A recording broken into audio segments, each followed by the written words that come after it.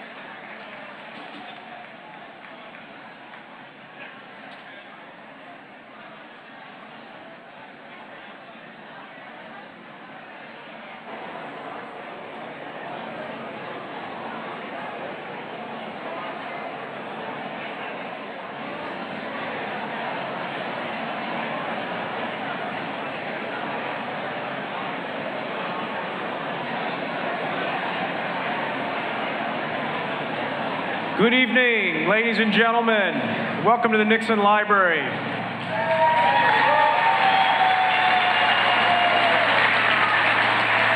My name is Jim Byron. I'm the President and CEO of the Richard Nixon Foundation, and I want to start this evening by thanking the Yorba Linda High School Band. Thank you.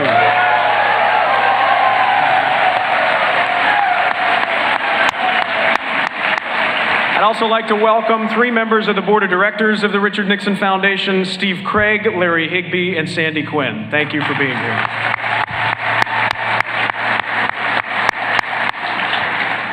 I'd like to give a special welcome to Barbara and Alex Bowie. Where are the Bowies? There they are. The Bowies have made a major commitment to the Richard Nixon Foundation's American Civics campaign, and their lead gift is helping immensely with our efforts to pick up history and civics education where the school systems have left off. So thank you for what you're doing.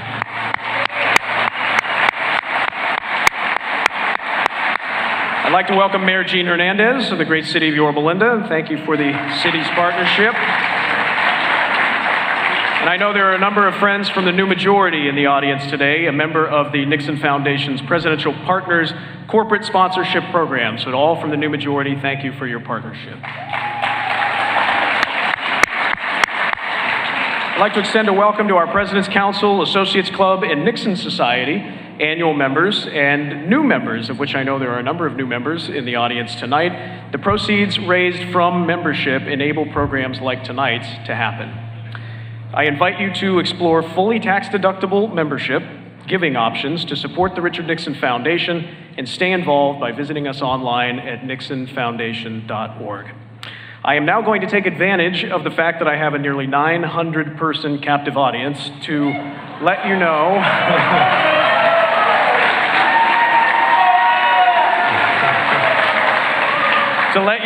about a few upcoming programs that are going to happen here at the Nixon Library. On August 22nd, beginning at 9 a.m., we're going to talk about a very serious subject, the national scourge that is fentanyl. To understand where we've come from with drug policies over the last 50 years and where we should be going today, at a macro policy level and at a practical individual level if you know someone or a loved one who is struggling with addiction. So we invite you to join us for that program.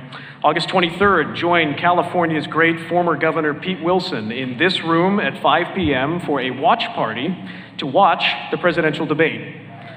It is free if you're a Nixon Foundation member, so I invite you to go and explore membership options, and we will host another watch party on September 27th when the debate happens to be right up the road in Simi Valley at the Ronald Reagan Library. By show of hands, how many of you have experienced the new special exhibit, Captured, Shot Down in Vietnam, right down the hall? Oh, come on, guys, that's... Well, the exhibit is very, very moving. It explores the harrowing stories of America's prisoners of war.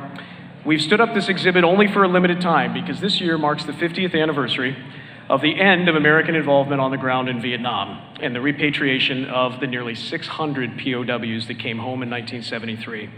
And we are excited to celebrate this anniversary all year long with special opportunities for you to not only see the exhibit that unfortunately very few of you have seen, but also to meet some of these POWs. So on August 25th, I invite you to join Lieutenant Colonel Tom Hanton, September 26th, Captain Jack Ench, or November 7th, Captain Charlie Plum. Each of these programs is at 6 p.m., and you can sign up to meet these POW heroes at nixonfoundation.org. On October 25th, join Fox News chief political anchor Brett Baer right here in the East Room. That starts at 7 p.m. We have so many great events. I invite you to visit nixonfoundation.org. Or sign up or call us at 714-993-5075 and look forward to seeing you again in the East Room soon. Now, on to this evening's program. Shortly before the opening of this library, President Nixon said, "Libraries can be passive, dry repositories of books and documents. I hope that the Nixon Library and Birthplace will be different. A vital place of discovery and rediscovery, of investigation and contemplation, of study, debate, and analysis." The 2024 Presidential Policy Perspective Series was conceived to fulfill President Nixon's vision for his library. Invitations have been issued to every declared candidate for the United States presidency to visit the Nixon Library and deliver remarks in this room, in any format, on any topic.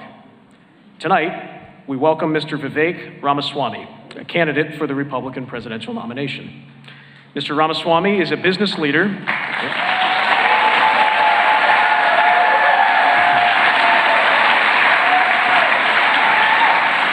Mr. Ramaswamy is a business leader and a best-selling author of Woke Inc. Inside Corporate America's Social Justice Scam. He hails from Cincinnati and graduated summa cum laude with a degree in biology from Harvard and received his JD from Yale Law School. He then started a biotechnology company, Roivant Sciences, where he oversaw the development of 5 drugs that went on to become FDA approved.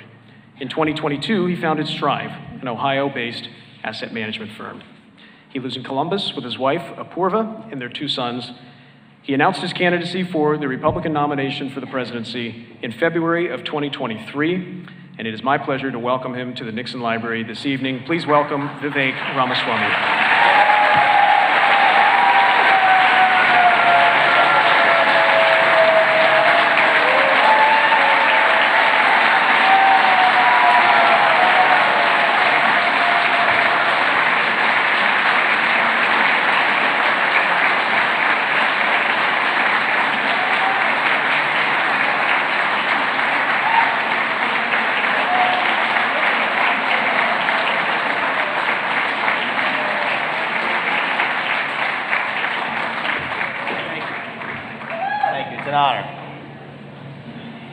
It's an honor to be here. I just came here from the house where Richard Nixon grew up, and I'm still a little awestruck by the good fortune I had to play the piano that Richard Nixon played. He continues to reveal a lot of commonality that I aspire to in a man who deserves to be remembered for what he actually did to our foreign policy, which will become the main subject of my speech this evening. Before I get into that, I wanted to share a little bit of background with you. I see some familiar faces, but mostly new, on a little bit about my background and why I'm in this race for U.S. president. And that'll bring me to the doorstep of actually how we commemorate Nixon's legacy. My parents came to this country 40 years ago with no money. In a single generation, I have gone on to found multi-billion-dollar companies and did it while marrying my wife, Apurva, and raising our 2 sons. That is the American dream. And I am deeply worried that that American dream will not exist for my 2 sons and their generation. I believe today we're in the middle of a national identity crisis. Faith, patriotism, hard work, family. These things have disappeared, only to be replaced by new secular religions in American life.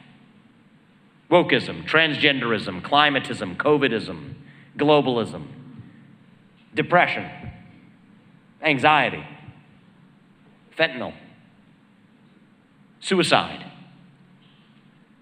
These are symptoms of a deeper void of purpose and meaning in our country. And I speak to you today as a member of my generation.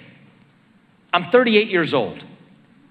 I'm the youngest person ever to run for U.S. president as a Republican. Thank you. I appreciate that. Thank you. And I'm rooting for victory.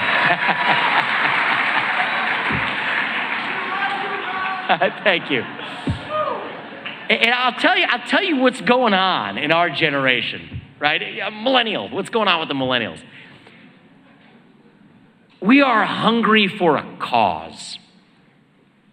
We are starved for purpose and meaning and identity.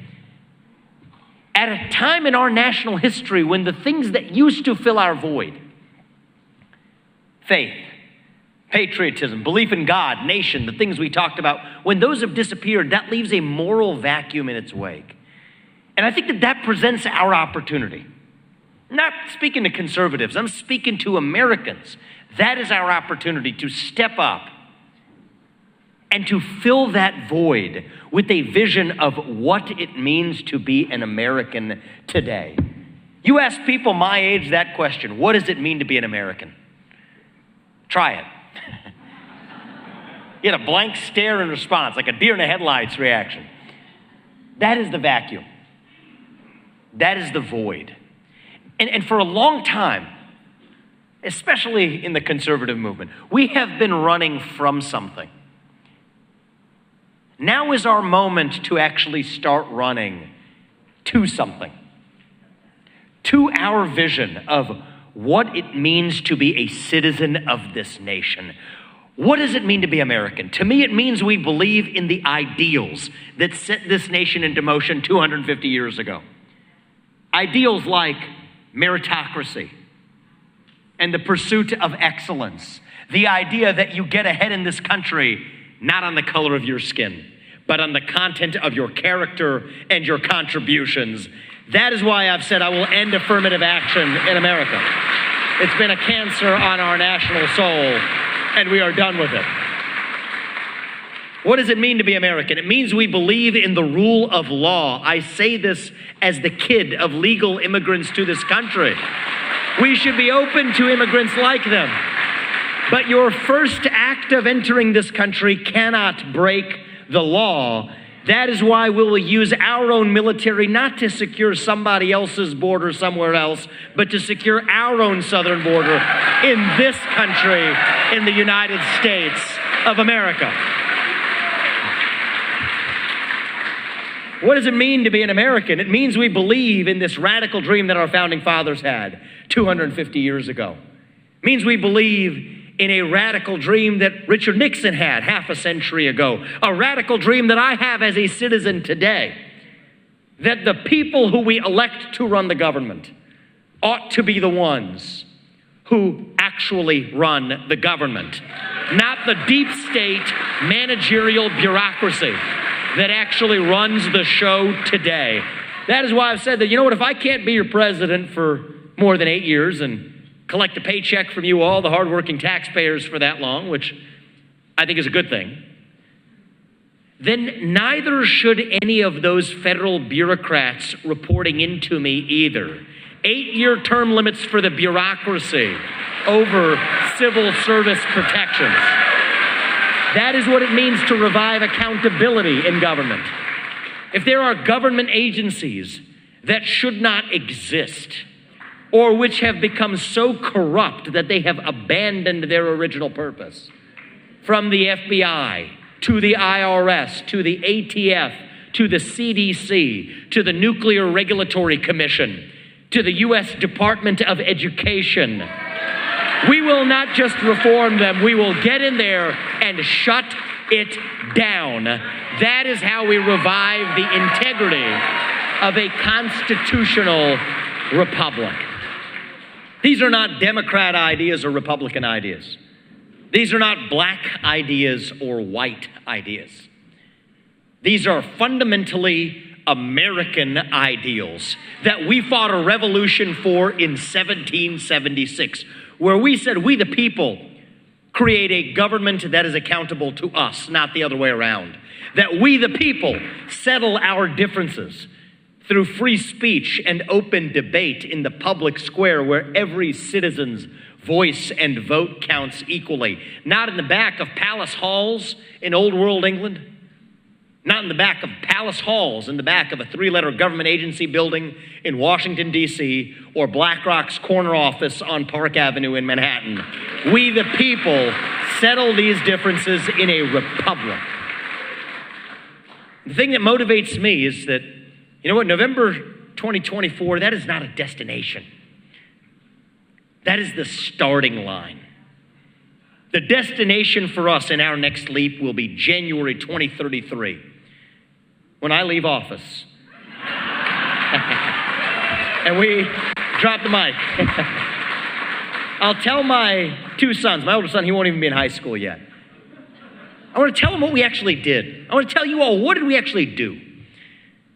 It's not a lot a U.S. president can do, but there's a few things that we can do, actually, without asking anybody for permission.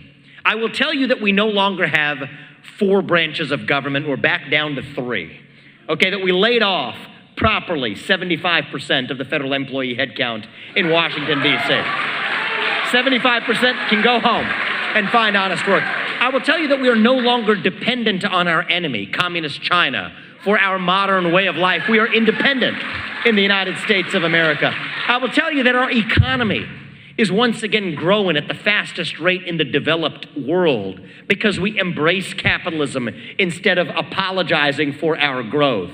And most importantly, I will tell you that my 2 sons and their generation, that they are once again proud to be citizens of this nation. I believe that is possible. I believe we together can create a country that they can be proud of again.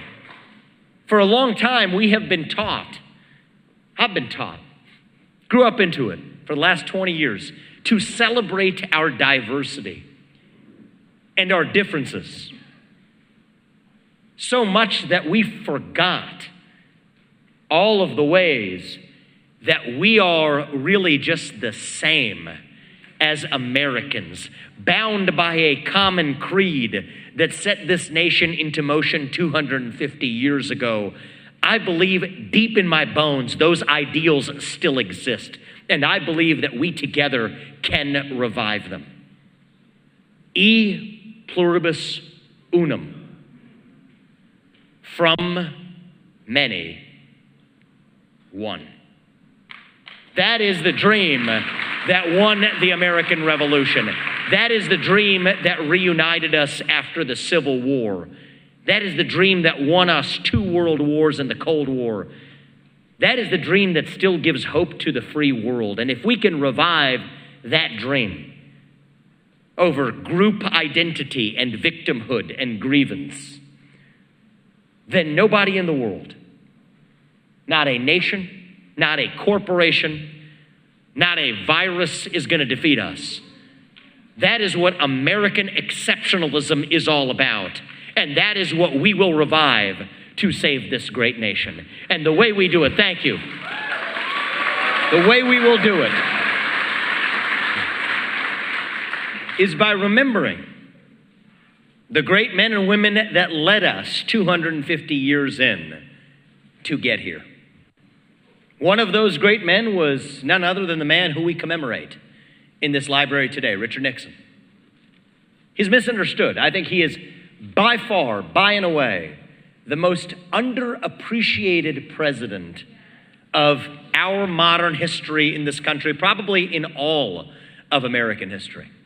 He was somebody who had a deep skepticism for the bureaucracy that sucks the lifeblood out of a constitutional republic. He was unafraid to surround himself with people who challenged him, knowing that we are the best versions of ourselves, not when we are surrounded by sycophants, but when we are surrounded by the people who push us to be the best versions of ourselves. He understood that the path to truth runs through free speech and open debate. That is itself the foundation of this nation. He was also, when it came to our foreign policy, someone who revived the spirit of George Washington's farewell address to this nation. Richard Nixon, like I aspire to be, was a George Washington, America First conservative. He was deeply pragmatic. He was a realist who believed that the job of the U.S. president, above all, was, who would have ever thought, to advance the interests of Americans who live in the United States of America. That is a spirit we would do well to remember today. So I'm going to use tonight as an opportunity to lay out my foreign policy vision for where we're going in the next generation of our engagement on the global stage, and it will revive that spirit of Nixonian realism. It is why it was important for me to be here in person today, to make this announcement here in the Nixon Library, where much of that wisdom resides. We live in a moment right now where actually, they say the worst ideas in Washington are bipartisan. Our engagement in the Ukraine war continues to prove that, if you ask me. But the way we're going to actually do this is by transitioning from an era of neoconservatism and liberal hegemony to an era of realism and unapologetic American nationalism, where we stand for our national interests on the global stage.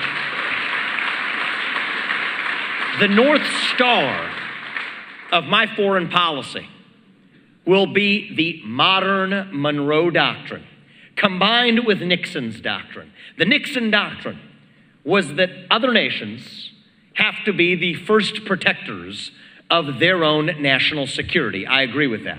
We will revive that, and I combine that with the modern Monroe Doctrine, a doctrine that we will re-implement under my watch as U.S. President, which says that if you're a foreign nation, you do not mess with the United States of America on our own home soil. You do not test us on our waters or in the Western Hemisphere, and if you do, you will have hell to pay for it. No Chinese spy balloons flying over half the United States. No Chinese spy bases off the southeast coast of the United States. No Chinese manufactured fentanyl in the hands of Mexican drug cartels waging a modern opium war on the United States of America. But it also means that we will not fight somebody else's war if they're not actually defending their own territory either. The first accomplishment that I hope to deliver in my foreign policy agenda as U.S. President will therefore be to end the Ukraine war on terms that advance American interests. I refuse to use our own military resources to defend against an invasion across somebody else's border when we should be using our own military to defend against the invasion across our own southern border in this country, the United States of America.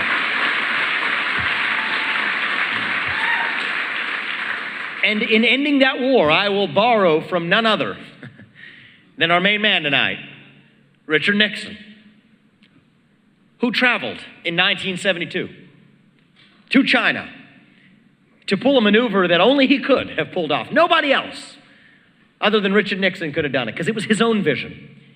You know, if you're going to actually find one of those rare moments to reassert American interests on the global stage, you can't be just a vehicle for somebody else's agenda. In fact, much of the managerial class underneath him resisted the decision that he made, because they said, you can't trust Mao Zedong. Well, Richard Nixon knew we couldn't trust Mao Zedong, but he knew we could trust Mao to follow his self-interest if Mao could trust us to follow ours. And that's what he did. He did it out of strategic necessity. Yes, other presidents thereafter, in the decades that came after, messed that up with the doctrine of democratic capitalism that then took that to the next level, thinking that we were going to export Big Macs and Happy Meals, and somehow that was going to spread democracy to places like China. That didn't work. That was a bipartisan consensus through the 1990s, but that wasn't Nixon's vision. Nixon's vision was to recognize that the chief threat that the United States faced, the Cold War that we were actually in, was not with Red China, but was with the USSR.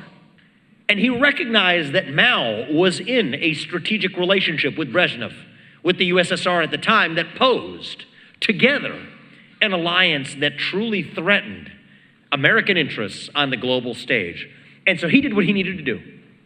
He traveled to China to pull Mao Zedong out of that alliance with Brezhnev. And that was the beginning of our path that allowed Reagan to be on the strong footing to bring us to the near end of the Cold War itself. Well, I have a news flash for the modern neoconservative establishment and the modern propagators of liberal hegemony. The good news is that the USSR does not exist anymore. An alliance, NATO, that we formed to deter the spread of the USSR, to deter the possibility of nuclear war with the USSR, that alliance has now expanded more after the fall of the USSR than it ever did during the existence of the USSR. The real threat we face today, the equivalent of the USSR that Nixon faced, is actually communist China today. We have to open our eyes to the fact that we're not in the 1970s anymore. We live in the year 2023, and we must awaken to the real threats that we face. Now it's an enemy who we depend on for our modern way of life. And today, once again, how history comes full circle, the Russia-China alliance represents the single greatest military threat that we face in the U.S. today. Russia's hypersonic missile capabilities and nuclear capabilities outstripping that of the United States, combined with China's naval capacity in the South China Sea that outstrips that of the United States, combined with being an economy that we depend on for the shoes on our feet or the phones in our pockets, that Russia-China military alliance is the single greatest threat we face. Nobody in either political party is talking about it, and that is why I will end the Ukraine war on terms that require Vladimir Putin to exit his military alliance with China. This is a reverse move of what Nixon did. Putin is the new Mao. And while we have a foreign policy establishment in both parties, including Biden, who tries to supplicate to China to get Xi Jinping to drop Vladimir Putin, what we really need to be doing is getting Vladimir Putin to drop Xi Jinping. And so what I've said is that, you know what, in any good deal, I know this from the business world, it's not that different in foreign policy. Everybody has to get something out of the deal. That is realism. That is the truth of how a good deal gets done. The deal I will do with Vladimir Putin is simple. We will freeze the current lines of control. We will further make a hard commitment that NATO will never admit Ukraine to NATO. But in return for that, that's a big win for Putin. I'll admit that. You're not supposed to say you give Putin big wins. That's a big win for Putin. But there's a bigger win for us. The bigger win for us is I will require that Russia exit its military alliance with China. I will require that Russia remove its nuclear weapons from Kaliningrad, the strip of Russia that borders Poland. And I will require, pursuant to my modern Monroe Doctrine, that Russia remove its military presence in the Western Hemisphere, not in Cuba, not in Venezuela, not in Nicaragua. You're out. And in return, we will reopen economic relations with Russia, just as Nixon did with China, to recognize that, do we trust Vladimir Putin? No, we don't. Does Putin trust us? No, he does not. But Putin can trust us to follow our self-interest, just as we can trust Putin to follow his. And that is why in my first year in office, in 2025, I will make a trip to Moscow to deliver the same deal that Nixon did when he traveled to China. This is how we restore realism in our modern foreign policy, to actually advance American interests by pulling apart the alliances that threaten us. Now, the conventional wisdom is that this will threaten Taiwan and threaten American interests, which we have in Taiwan, because that will embolden Xi Jinping to go after that island nation. The argument goes that if Putin walks away with parts of the Donbass region, that will somehow cause Xi Jinping to be emboldened to think he can walk away with impunity if he takes a piece of Taiwan. I think it's actually the reverse that's true. Today, we are driving Russia further into China's hands. And Xi Jinping's calculus is that the U.S. will not want to go into conflict with two different allied nuclear superpowers, Russia and China, at the same time. But if Russia is no longer in China's camp, is no longer a 2001 treaty ally, as they are today, then Xi Jinping will have to think twice before going after Taiwan. It's the number one thing we can actually do to deter Xi Jinping from going after Taiwan while avoiding war, is pull Russia apart from China. Combined with that, a renewed commitment to our partnership that we may expand with India. Hard commitments to close the Andaman Sea and block the Malacca Strait if required, in the position of potential conflict arising around Taiwan. India would happily do that if we gave them a trade deal that looked similar to what we have already with Chile or Australia. And I'm not just saying that because my name is Vivek freaking Ramaswamy here, okay? In fact, part of the reason that we have a relationship of mistrust, I would say a relationship of trust with India that could leave room for improvement, is that we haven't had the kind of trust-based dialogue between our two countries. And so, you know what, if I'm not going to get that done by the end of my first term, I would consider that a personal failure on an ethnic count. But this is how we think about deterrence of China. Bolster our relationship with allies who share our interest in deterring Taiwan while pulling Russia out of China's hands. I'm a big believer in the Second Amendment here at home. Let's turn our Second Amendment into an export. That's what American exceptionalism is about. Leave it to Taiwan to adopt a Second Amendment of its own. Put a gun in every Taiwanese household. Train them how to use it. That's how you turn Taiwan into a porcupine.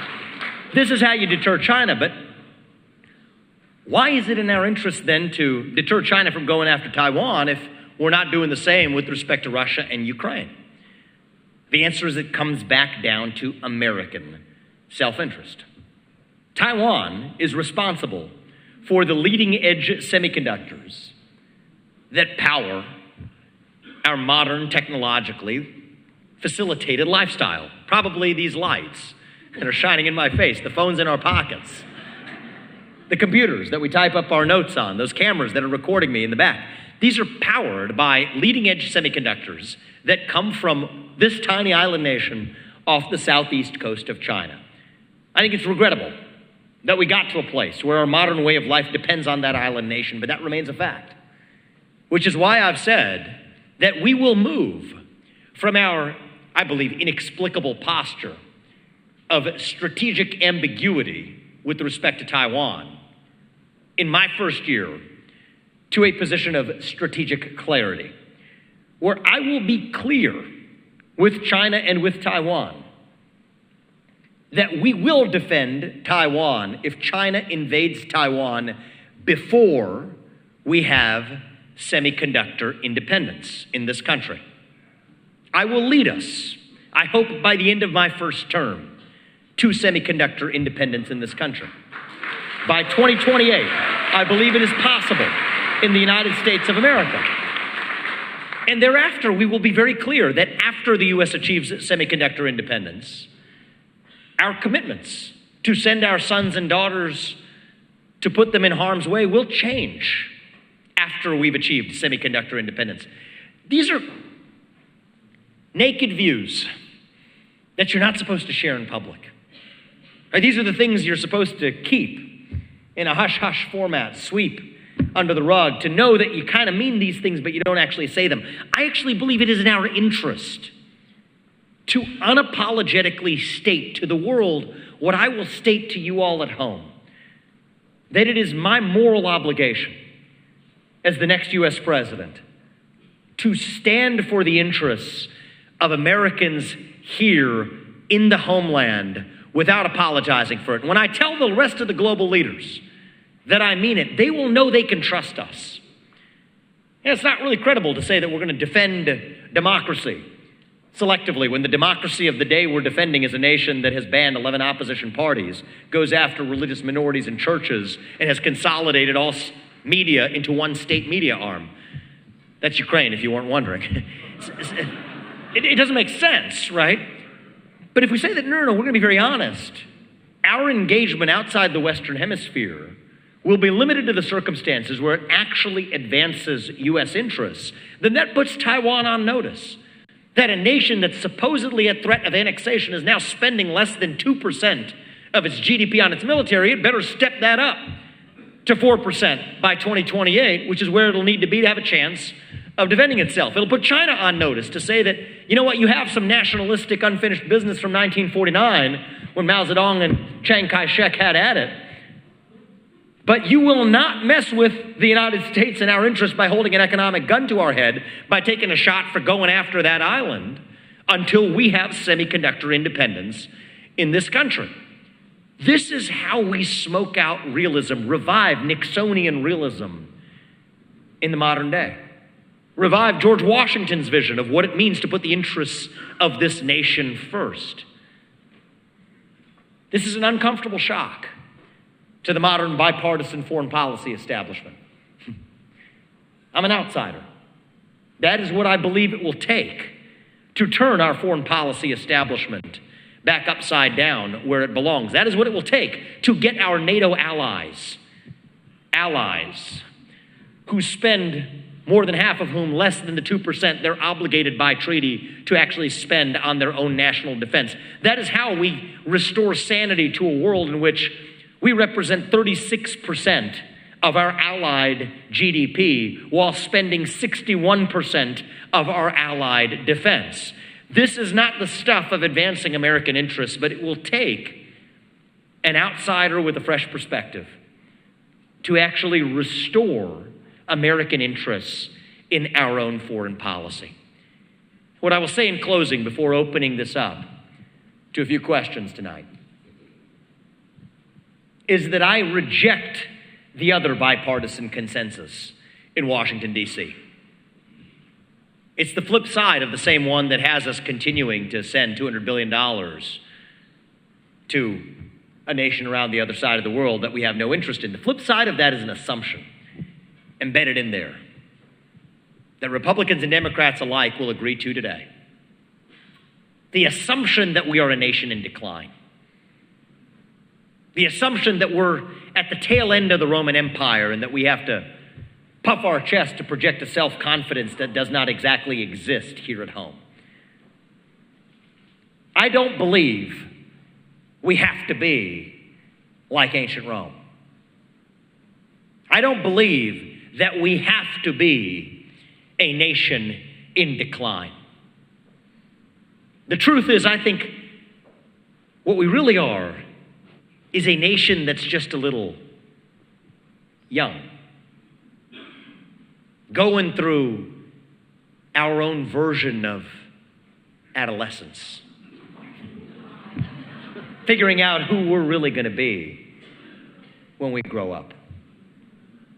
And when you view it that way, it makes sense. When you go through adolescence, you go through that national identity crisis. You go through that identity crisis of self. I did. Maybe many of you did. You lose your self-confidence. You lose your way a little bit. You forget who you really are. But we are stronger for it when we reach our adulthood on the other side. So you know what I say? We are not a nation in decline. I believe we can still be a nation in our ascent. Maybe in the early stages of our ascent. Maybe we're not even at base camp yet, on our way to that mountaintop, still that shining city on a hill, where no matter who you are, where your parents came from, what your skin color is, how long your last name is, that you still get ahead in this country based on your own hard work, your own commitment, your own dedication, and that you know what, you are still free to speak your mind at every step of the way. That is the American dream.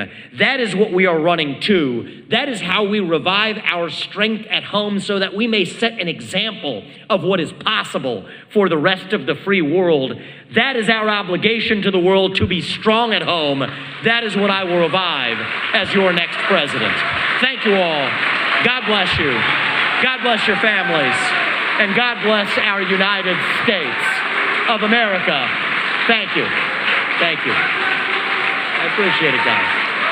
Thank you. Thank you. Mr. Ramaswamy, thank you very much. We do have time for just a few questions. Our first one, sir, off to your right. Thank you so much.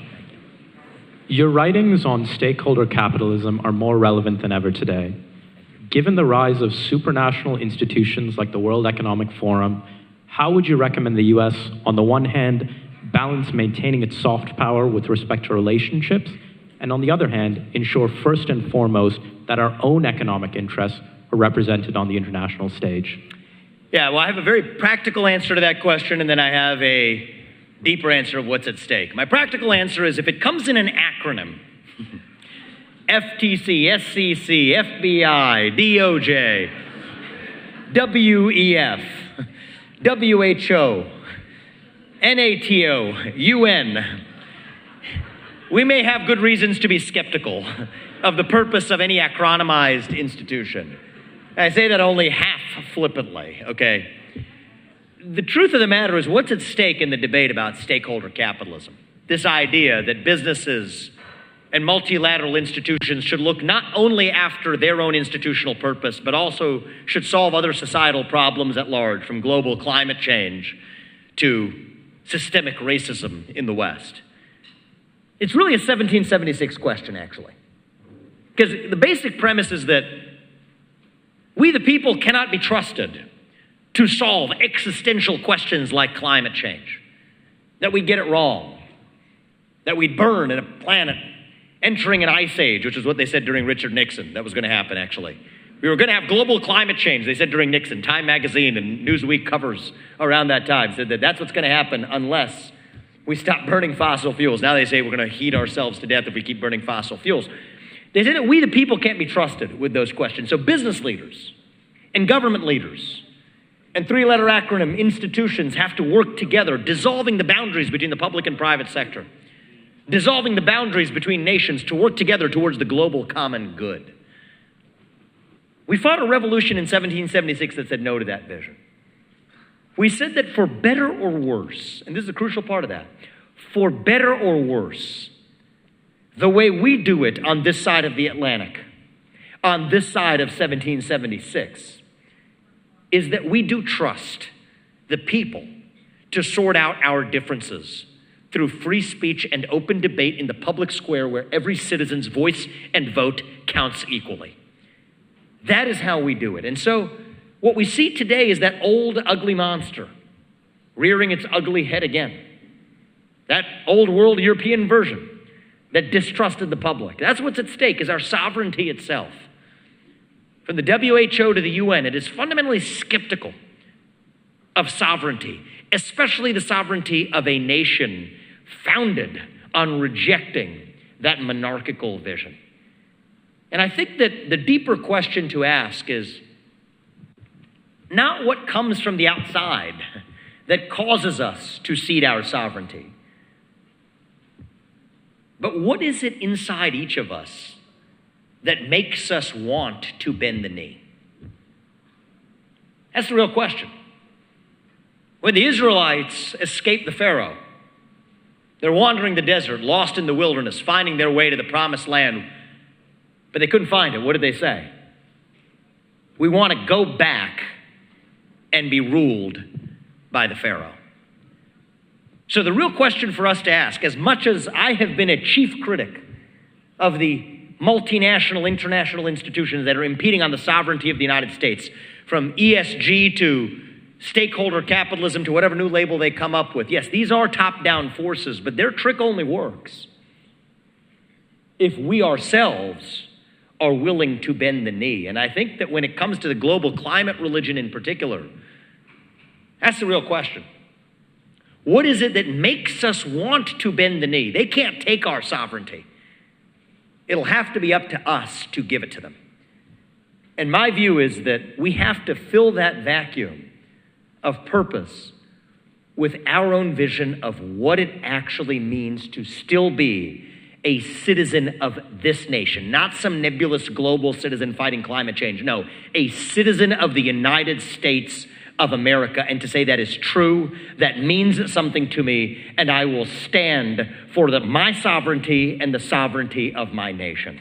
Thank you for that question. I appreciate it. Couple more Mr. Ramaswamy, center all the way to the back. We are incredibly tight on time, so this will be our last question. Ma'am. We'll take one more in response to the audience. I can't resist. Thank you. Having too much fun. I lived in China for 1 year and also in Taiwan for 1 year. So my question is regarding that area of the world. Good. So my first question about China is, we know that China does not have an elected government. So we can see the Chinese government and Chinese people as being different. From my time living in China, I've seen there are many Chinese people who are curious about America and want to come visit here, come study here, come be immigrants here. And so my question in regard to China is, what are the creative or innovative ways that your administration would try to build a relationship and rapport with the new generation of Chinese people that's growing up, that's the future of China? And my second question regarding Taiwan is, if you were to make this policy very clear about after a certain time period, once we have semiconductors, that you would not defend Taiwan, what would stop China, if there truly are enemies, wouldn't they want to then attack us first before we get semiconductors? Okay, great question. I'll take the second. Actually, I'll take them in order as you asked them. So the first question is a beautiful question. I actually didn't share some of my own background. I spent a lot of time in China myself. I actually was an exchange student at Beida, which is, so Harvard has their exchange program. It's sort of the Harvard of China. I spent time at Hong Kong University. I've done business in China in my first business. And it's a lot of those experiences that opened my eyes to a CCP that has dramatically changed. This is not Hu Jintao's CCP anymore. And I think that this has changed dramatically, even under our own plain sight view, over even the last 10 years, as Xi Jinping brings his iron fist down now to take his unprecedented third term as the leader of the CCP, breaking that chain of succession and literally physically removing Hu Jintao to go along with it in the party meeting that did it last October. So I think it's a brilliant question for you to ask. Who are those kids holding up those white sheets in that white sheet revolution just, what it was, a year or so ago? It will be my job as the next US president to distinguish the Communist Party of China from the people of China, to whom I will do my best to speak to them directly as allies of free people. We are born, we as human beings are born to be free. We, all of us, not just Americans, are endowed by our Creator with the will to be free. But to earn our sovereignty, it must be, as we did in this country, it must be earned. We cannot earn it for them. In fact, we must continue to earn it for ourselves. But I think it will be up to them to earn it for themselves, while knowing that when the United States is strong, we set an example of what is possible. And that's why I think our moral obligation to the world isn't to go intervene and fight somebody else's revolution for them. No. Our moral obligation is to set an example of what is possible for free people around the world. And so that's the distinction I will draw. We will talk to the Chinese people separately from the way that we deal with Xi Jinping and his autocratic boot on our necks through the legs of the CCP. To your second question about Taiwan. So, look, I think that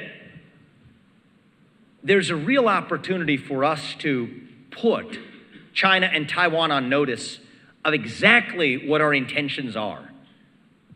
This is a radical break from the policy of strategic ambiguity, but I think this allows us to accomplish three goals in one. One is to put Taiwan on notice that it needs to spend on its own defense for the long run if it wishes to retain its sovereignty. There's an election in Taiwan in 2024. One of the two parties has a different view on this. And the KMT could very well win the election, for all we know. The second thing, though, that it does is it puts China on notice that we will not be okay with you holding an economic gun to our head, trying to get to that deal that we would otherwise never do, the deal that says, they get to make our stuff if we give them our IP. No, that is not a good deal. We do not want parity for the next 200 years between the United States and China. That new bipolar order is not something that we should wish to voluntarily accept. So you will not hold that economic gun made of semiconductors to our head. But it also sends the signal that afterwards, we have now smoked out two different intentions that China may have for taking over Taiwan. Right now, the problem with strategic ambiguity is we don't know which one's really guiding Xi Jinping. mean, the guy trots out in his Mao Zedong outfits, and there's some weird psychology going on there, right? I mean, Mao Zedong really was unkind to his own father as part of the Cultural Revolution. As best we can tell, tortured, possibly abused, maybe even Xi himself was, and yet now he gets Mao Zedong-style tailor-made suits. I mean, there's something going on in that psychology, which is a headspace that I can only speculate to explore. But you have these deep nationalistic impulses to reunify, as he would call it, one China. Yet we also have this impulse to lord over the United States. And my answer is, for one of those, our answer is no. I will not see a country where my children and my grandchildren, our children and our grandchildren grow up to be a bunch of Chinese serfs because we're held hostage to the way we live our modern lives. No is the answer to that question. And we will get to independence by the end of my first term in 2028.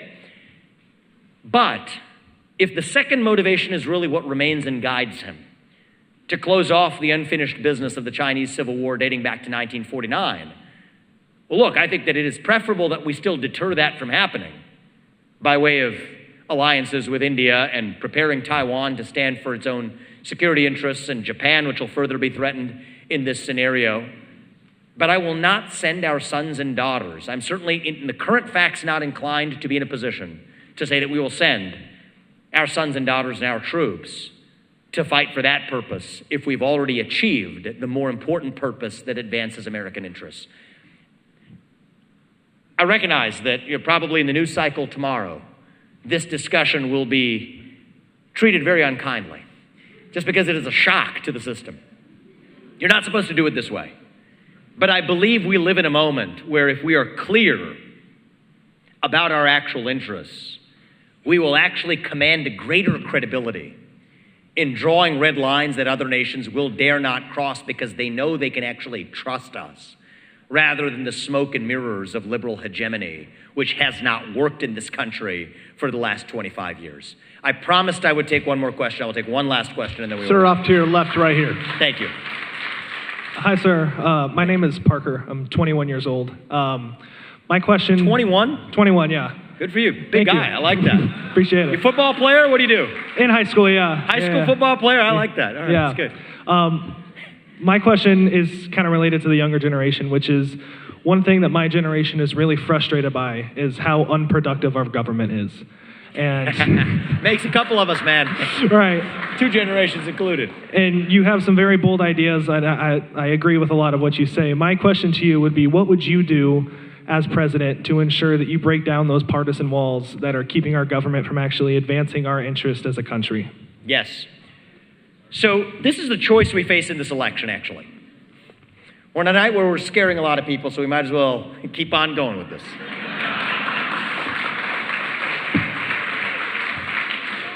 So here's the truth. Here's the choice we face in this GOP primary. Right now, this is relevant. The answer to your question is at stake in 2024. Do you want incremental reform? Or do you want revolution? I stand on the side of revolution. And so I'm not going to go in and tinker around the edges. And I can say in a tough guy voice, I'm going to get in there and fire Christopher Wray. Well, that sounds good. That's fine. But, James Comey, Christopher Wray, potato, we need to get in there and shut the darn thing down. The J. Edgar Hoover building of the FBI, auction it off. We don't need it anymore. We cannot reform these bureaucracies. They're unreformable. This is Thomas Hobbes stuff. This is the modern Leviathan, okay? And if you don't know what that word is, just watch the bureaucracy of the federal government, then you know what it is. We have to get in there and do what really no U.S. president has for a long time had the spine to do, channel Nixon's skepticism. Indeed, a skepticism that Donald Trump, to his credit, shared. But to say we can't just roll that log over and see what crawls out. Right? You strike the swamp strikes back. If you're going to roll that log over, you better be ready to bring the pesticide. And that is what I'm bringing to Washington, D.C. We have to shut it down. That is how we revive this nation. We stand not for victimhood. We stand for victory. Thank you. God bless you. God bless our United States of America. Thank you. Thank you.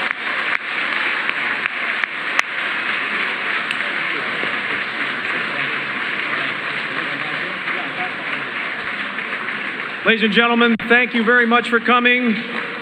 If you had a photo with Mr. Ramaswamy earlier, they are available on your way out. Thank you and have a good evening.